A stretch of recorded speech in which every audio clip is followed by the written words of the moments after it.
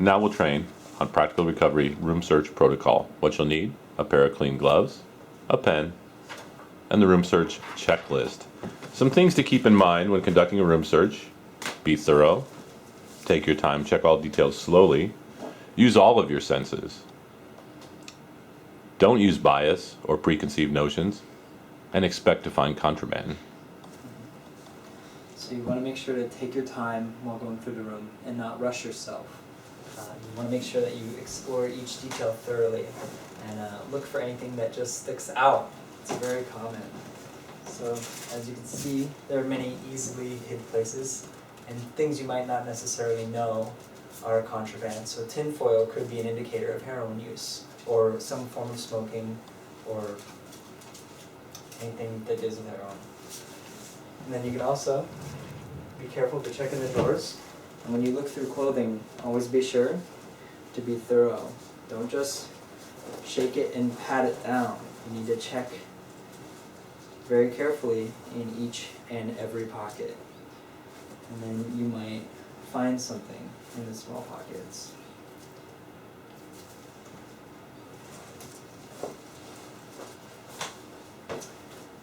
Now, another part is you have to remember that it isn't just within clothing, it isn't just underneath things, but they can also sometimes place it in places using tape or adhesives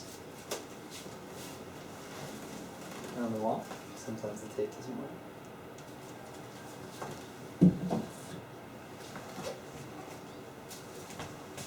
You can also, when searching in bags, find things that the client might not have meant to hide, but it's just something that they don't know that they can't have. Oftentimes you'll find over-the-counter medications or sometimes even prescription medications, which we have to be sure that we always have with us, locked up in the medicine cabinet.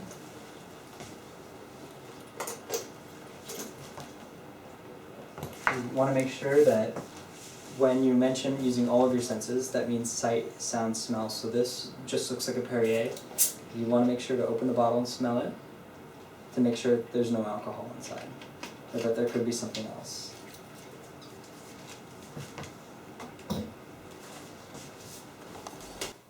And here are a few more things to consider. You always want to be sure to check the hamper. Look through all dirty laundry. I know it smells, but that's probably a really good spot to hide things because it would be someplace you don't want to search through. Also, tissue boxes. You can commonly just place something inside the tissue box that could be hidden. Inside, under lampshades, you can easily tape something to the edges or underneath.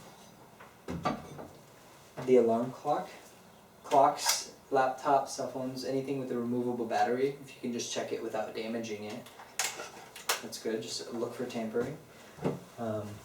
Books, all books, go ahead and be sure to flip through the pages and also flip through upside down so that if there's anything just hiding inside the book that's not taped to it, it'll fall out. We want to remove cell phone cases if available. So we want to make sure it's not in the back or anywhere else.